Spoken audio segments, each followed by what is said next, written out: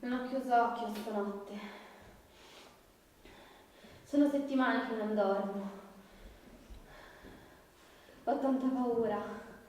Lui passa le notti davanti al portone di casa mia. Sono sicura che è qua sotto anche adesso.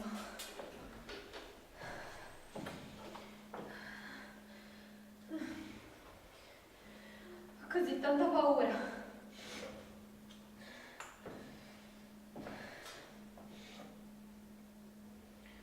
Ci siamo conosciuti 2 anni fa.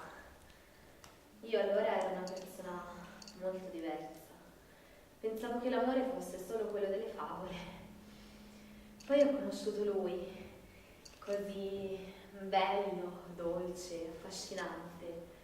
Mi si è aperto un mondo. Ho cominciato a pensare che eravamo fatti per stare insieme.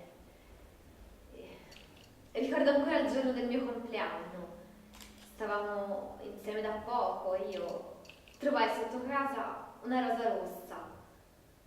Ero emozionatissima, il cuore mi batteva a 1000, mi sentivo una principessa.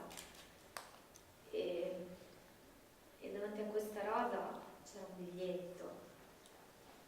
Sei mia, diceva. Ma proprio dal giorno in cui ho pensato di essere sua, prima che di me stessa, che ho cominciato ad essere la mia carnefice. Come siamo arrivati a questo punto? Beh, mese dopo mese, senza neanche accorgermene, mi sono trasformata nella sua marionetta. Se mi ami devi fare questo, devi fare quello, devi fare quell'altro. Quante volte mi sono sentita ripetere le stesse cose.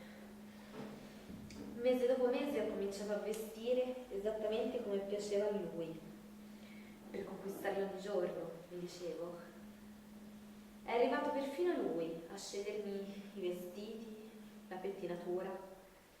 Dovevo essere sempre perfetta, mai un capello fuori posto, mai un paio di scarpe da ginnastica, mai il trucco sbavato. Anche la mia forma fisica doveva rispecchiare quest'immagine. Mangiavo e subito dopo vomitavo, che mi rimbombavano nella testa le sue parole. Sei brutta, sei stupida, non vali niente senza di me. Mi ha perfino allontanato dalle mie amiche. Diceva che non erano degne della mia amicizia e che solo lui mi poteva stare accanto. Certo. Io gli ho creduto per mesi. Poi ho trovato il coraggio. Sì, me ne sono andata di casa. Un bel giorno ho fatto le valigie e sono sparita. Ah, che liberazione. Pensavo di poter ricominciare da capo, pensavo di metterci la pietra sopra.